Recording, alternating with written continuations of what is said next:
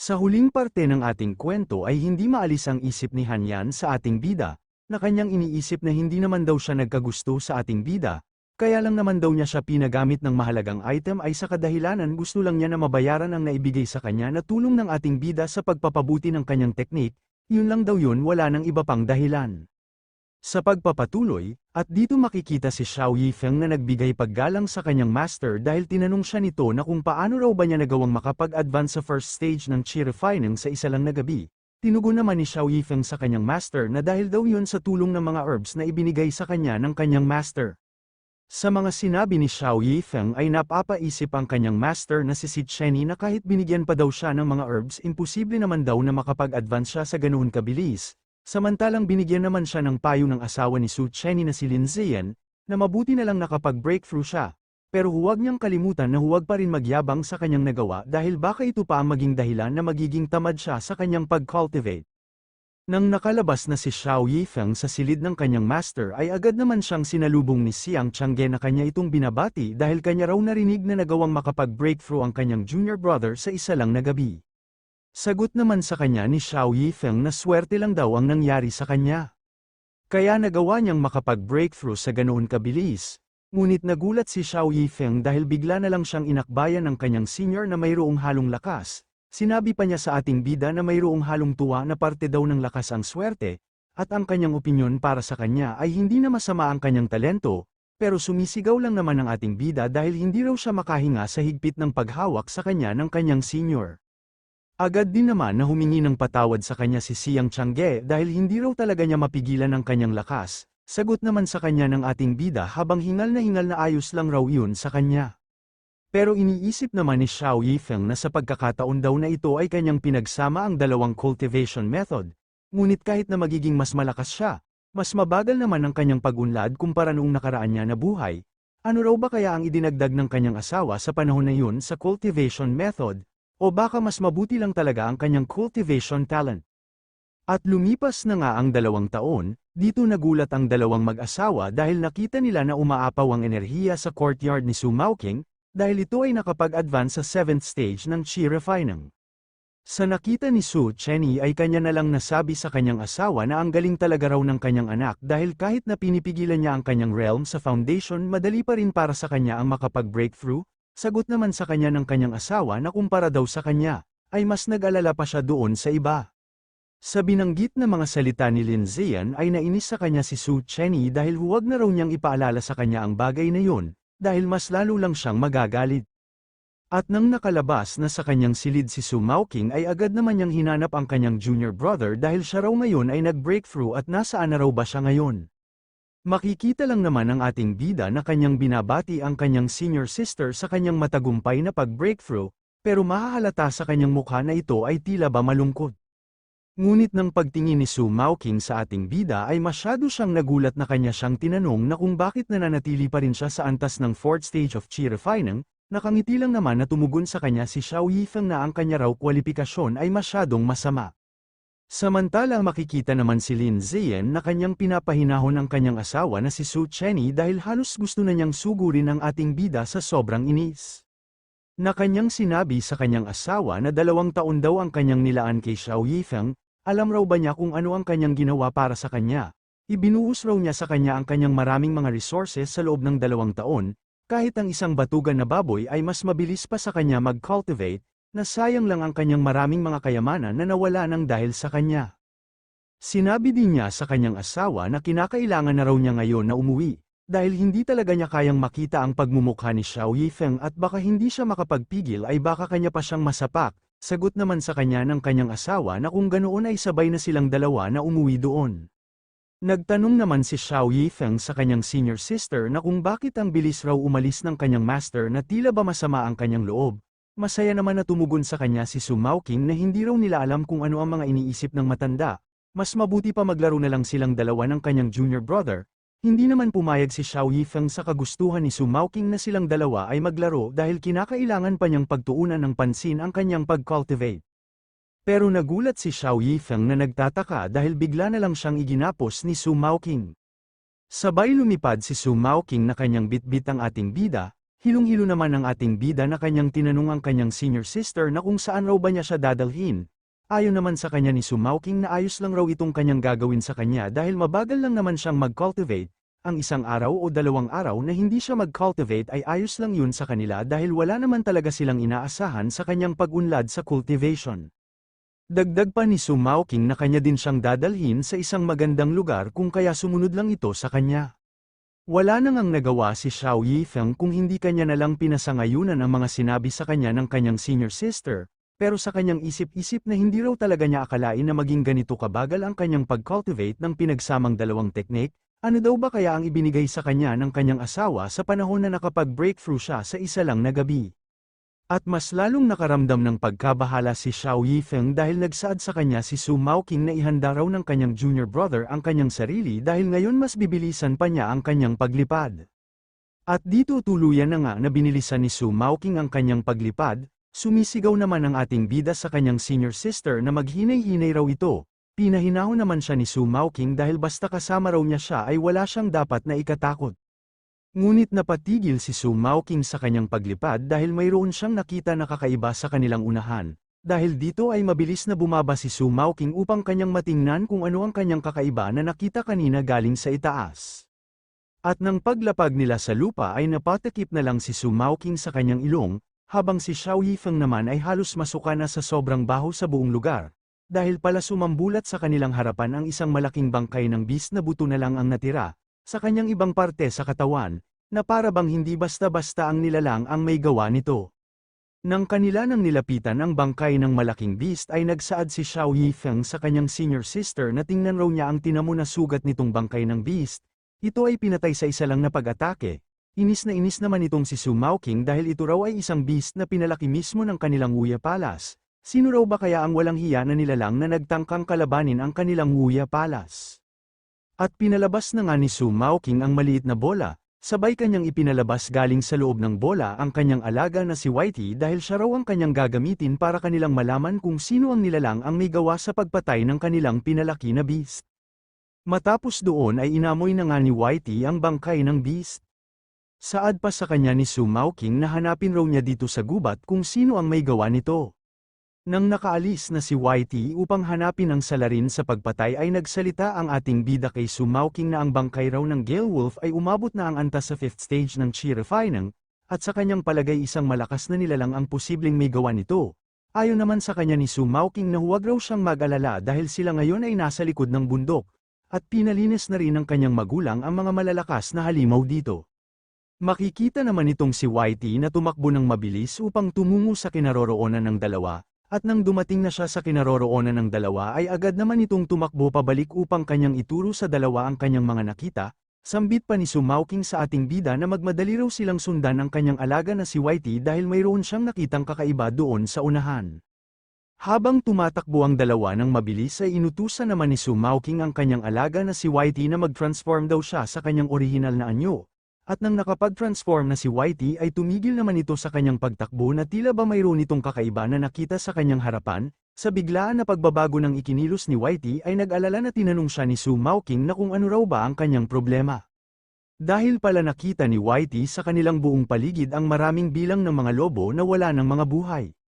Sa mga nasaksihan ni Sumauking ay masyado siyang natulala na hindi makapaniwala na nakaramdam ng matinding takot.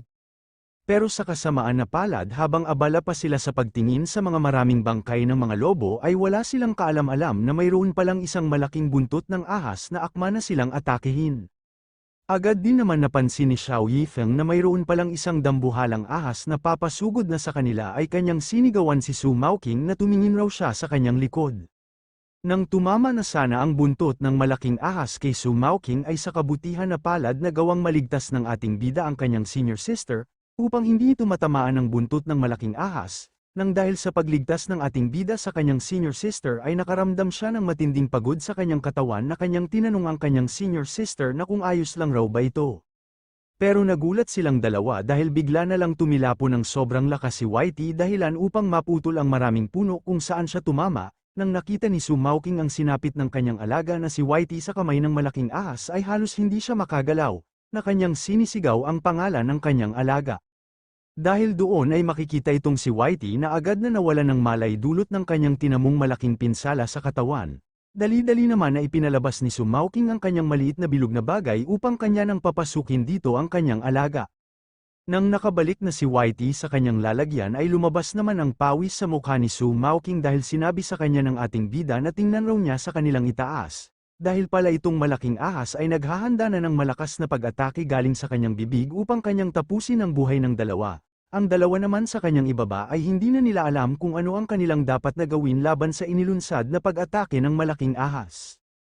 Wala nang ang ibang nagawa itong si Sumauking kung hindi napamura na lang siya na kanyang inihanda ang kanyang kasanayan, ito ay ang Illusion Sword, at wala na nga na sinayang na oras si Sumauking dahil agad niyang pinakawalan ang kanyang teknik papunta sa atake ng dambuhalang ahas. Dahil dito ay nagkaroon ng malakas na pagsabog sa buong gubat, matapos hamupa ang malaking pagsabog ay nag-alala na nagsaad ang ating bida sa kanyang senior sister na hindi raw maganda ang kanilang sitwasyon ngayon, dahil ang mga natira galing sa pagsabog ay halos mga lason, ang mga ito ay humalo sa hangin. Ngunit mas lalong nagulantang ang ating bida dahil ang kanyang senior sister ay hindi na kinaya ang kanyang sarili dahil malapit na itong mawalan ng malay dulot ng umabot na ito sa kanyang limitasyon, pasigaw pa na sabi sa kanya ni Xiao Yifeng na huwag raw itong matulog sa ganitong sitwasyon nila ngayon. Nang nakita ng dambuhalang ahas na wala ng malay ang isa sa kanyang target ay dahan-dahan itong lumapit sa kanila. At nang nakita ni Xiao Yifeng na nasa malapit na ang dambuhalang ahas ay kanyang binigyan ng signal ang kanyang senior sister na gumana raw ang kanilang plano, oras na daw ng kanyang senior upang muli na namang maglunsad ng pag-atake. Dahil sa ibinigay na hudyat ng ating bida ay agad na minulat ni Sumauking ang kanyang mga mata na nanlilisik na kanyang sinabi sa dambuhalang ahas na mas mag-alala pa daw siya kung hindi ito kusang lumapit sa kanila. At dali-dali na nga na tumalon si Sumauking sa harapan ng dambuhalang ahas na kanya itong inatake gamit ang kanyang pinakamalakas na sword technique.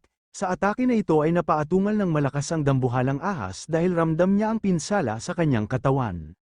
Makikita si Sumauking na kanyang tinitingnan ng dambuhalang ahas na sumisigaw sa sobrang sakit na kanyang pinipilit ang kanyang sarili na makatakas sa sword formation na nilikha ni Sumauking. Makalipas ang ilang sandali ay dito matagumpay na nga na naitali ni Sumauking ang dambuhalang ahas gamit ang kanyang sword aura. Nang tuluyan ng hindi makagalaw ang dambuhalang ahas ay agad naman lumapag si Sumauking kung nasaan ang ating bida, at ito ay nagpapasalamat kay Xiao Yifeng sa kanyang ginawang tulong, nang malapit ng bumagsak dahil naubusan na ito ng lakas ay agad naman siyang sinalo ng ating bida, sinabi pa sa kanya ni Xiao Yifeng na mag-ingat daw ang kanyang senior sister. Ayon naman sa kanya ni Sumauking na ayos lang raw siya, ngunit aksidente siyang nalason ng venom ng malaking ahas. At nag-alala pa niyang sinabi kay Xiao Yifeng na magmadali na raw silang bumalik at kanilang iulat sa kanyang mga magulang patungkol nitong kanilang nahuli. Ngunit sa kasamaan na palad dahil bigla na lang silang nakaramdam ng pagkabahala dahil bigla na lang nagkaroon ng malakas na pressure sa kanilang paligid. At makikita ang mga sword aura na nakatali sa dambuhalang ahas ay dahan-dahan na naglaho. Hindi naman makapaniwala si Sumauking sa kanyang nakita dahil sinabi raw ng kanyang mga magulang na hindi magagawang masira ng isang beast na nasa antas ng chi refinement ang kanyang teknik na ginamit ngayon. Sa sinabi ni Sumauking ay nakaramdam ng pagkabahala si Xiao Yifeng dahil ang ibig lang daw na sabihin nito, ang malaking ahas na kanilang nakalaban ay lagpas pa ang kanyang antas sa kanilang inaasahan. At mas lalo silang nakaramdam ng pagkabahala dahil tuluyan ang nakatakas ang dambuhalang ahas sa teknik na ginamit sa kanya ni Sumauking, na kanila na lang nasabi na itong bistro na ito ay nasa antas na ng Foundation Establishment Realm. Nang papasugod na sa kanila ang dambuhalang ahas ay inutusan naman ni Sumauking ang ating bida na manatili lang raw muna siya sa kanyang likod, kanya raw pipilitin ang kanyang sarili na kanyang malabanan itong malaking ahas. Nang hinampas na ng malaking ahas ang kanyang buntot ay matagumpay naman itong naiwasan ni Sumauking, kasabay nito ay si Sumauking na naman ang umatake sa dambuhalang ahas gamit ang kanyang sword aura. Iniisip naman nitong si Sumauking na hindi raw ito maganda ang kanilang sitwasyon ngayon dahil itong katawan ng malaking ahas ay masyadong matigas, kinakailangan niyang mag-isip ng paraan kung ano ang kanyang dapat na gawin. Sabay tumalon siya upang muli na naman niyang atakihin ang dambuhalang ahas at agad siyang lumitaw sa itaas ng dambuhalang ahas upang kanyang atakihin ang ulo nito. Ngunit napatigil sa paggalaw si Sumauking dahil nakatingin ito sa kanya habang ginagamit nito ang kanyang kasanayan. Sa nangyari ay natulala na lang itong si Sumauking dahil ang lason daw sa loob ng kanyang katawan ay bigla na lang nag-react. Dahil hindi magawang makagalaw ni Su Maoking ay hinampas siya ng buntot ng malaking ahas, mabuti na lang mayroon siyang nilikha na barrier upang hindi siya tuluyan na matamaan nito. Pero kahit na ganoon makikita pa rin sa kanyang barrier na ito ay dahan-dahan na nagkaroon ng bitak. At hindi na nga kinaya na madepensahan ng barrier na nilikha ni Su Maoking ang atake ng dambuhalang ahas ay tuluyan na nga itong nawasak na nagdulot upang siya ay bumagsak sa lupa ng sobrang lakas. Dahil dito ay nagkaroon ng malaking pinsala si Su Maoking sa kanyang katawan, kahit pinipilit niyang tumayo ay hindi niya magawa dahil naubusan na siya ng lakas at sabayan pa ng lason na kanyang nakuha kanina. Nasabi na lang niya habang akma na siyang kainin itong malaking ahas na dito na raw siya mamamatay. Ngunit laking gulat ni Su Maoking dahil bigla na lang napatigil itong dambuhalang ahas sa paglapit sa kanya. Dahil pala ibinuhos ni Xiao Yifeng ang kanyang buong lakas na mapigilan ang dambuhalang ahas na kanyang makain si Su Maoking, na kanyang sinabi sa dambuhalang ahas na kung inaakala raw ba nito na siya ay hindi nila mapipigilan. Makikita naman sa mukha nitong si Su Maoking na ito ay masyado ng mahina na wala ng kabuhay-buhay na kanyang binanggit ang pangalan ng ating bida, samantalang si Xiao Yifeng naman ay halos pumutok na ang ugat sa kanyang buong katawan upang kanya lang mapigilan ang dambuhalang ahas na hindi makalapit sa kanyang senior sister, dahil dito ay umangat ang katawan nitong dambuhalang ahas upang ito ay ihagis ni Xiao Yifeng papunta sa kanyang likod. Makalipas ang ilang sandali ay matagumpay na nga na nagawang may hagis ng ating bida ang dambuhalang ahas papunta sa kanyang likod at kitang-kita ang mga puno kung saan ito bumagsak ay ito ay naputol. Matapos may hagis ni Xiao Yifeng ang dambuhalang ahas ay agad naman siyang lumapit sa kanyang senior sister upang kanya itong matulungan, nang kanya na itong binuhat ay inutusan niya ang kanyang senior sister na magbigay raw ito ng signal sa kanilang Wuya Palace upang silang dalawa ay matulungan dito. Dahil doon ay pinakawalan na nga ni Su Maoking ang kanyang hawak-hawak na signal talisman upang malaman ng kanyang magulang ang kanilang kasalukuyan na sitwasyon ngayon, pero mahahalata sa mukha ng ating bida na ito ay para bang mayroong binabalak. Habang dahan-dahan na ibinaba ni Xiao Yifeng sa gilid si Su Maoking ay humingi naman sa kanya ng patawad si Su Maoking dahil kasalanan raw niya ang lahat. Seryoso lang naman na sinaad sa kanya ni Xiao Yifeng na huwag raw mag-alala ang kanyang senior sister dahil ngayon siya na ang bahala sa lahat. Sabay lumingon si Xiao Yifeng sa kinaroroonan ng dambuhalang ahas na mayroong seryosong tingin, dahil ngayon siya na naman ang kikilos, at kanyang hinahanda ang kanyang sarili para kanyang labanan ang dambuhalang ahas na papalapit na sa kanila. At sinuntok na nga ni Xiao Yifeng ang katawan nitong dambuhalang ahas na kanyang nasabi na maganda raw ito na pagkakataon para sa kanyang pagsasanay. Matapos sinuntok ni Xiao Yifeng ay hingal na hingal ito sa harapan ng malaking ahas, at kanyang iniisip na hindi raw ito maganda dahil ang kanyang isang braso ay parang nabali, masyado raw malaki ang pagitan ng kanilang cultivation nitong malaking ahas, kahit nais man daw niyang mapatagal ang kanilang laban ay hindi pa rin niya ito kakayanin. Pero nagulat si Xiao Yifeng sa kanyang nakita na nakaramdam ng takot, dahil pala nakita niya ang dambuhalang ahas sa kanyang harapan na muli na naman itong naghahanda ng malakas na atake galing sa kanyang bibig, na kanya na lang nasabi na hindi raw ito maganda. At dali-dali na nga siyang tumakbo ng mabilis upang kanyang pigilan ang binabalak ng malaking ahas para hindi madamay ang kanyang senior sister na hindi na makagalaw dulot ng malaking pinsala sa kanyang katawan. Nang nakalapit na si Xiao Yifeng sa dambuhalang ahas ay agad naman niya itong sinipa ng malakas para hindi matuloy ang pag-atake nito, at nasabi na lang niya na sa kabutihan daw na palad na gawa niyang mapigilan ang binabalak na pag-atake nitong dambuhalang ahas. Pero nagulat si Xiao Yifeng dahil mabilis naka-recover ang ahas sa kanyang balanse at mabilis niyang hinanda ang kanyang buntot para kanyang hampasin ang ating bida, nang tuluyan ang hinampas ng dambuhalang ahas gamit ang kanyang buntot kung saan nakatayo si Xiao Yifeng ay lumikha ito ng malaking pagsabog sa buong lugar. Nang tuluyan ng hamupa ang malaking pagsabog ay nagtataka ang dambuhalang ahas dahil bigla na lang naglaho sa kanyang harapan ang ating bida, at nang pagtingin niya sa kanyang likod ay dito nakita niya ang ating bida na ito ay nakalambitin sa kanyang likod. At upang mahulog si Xiao Yifeng sa likod ng malaking ahas ay ibinunggo ng ahas ang kanyang katawan sa mga malalaking puno.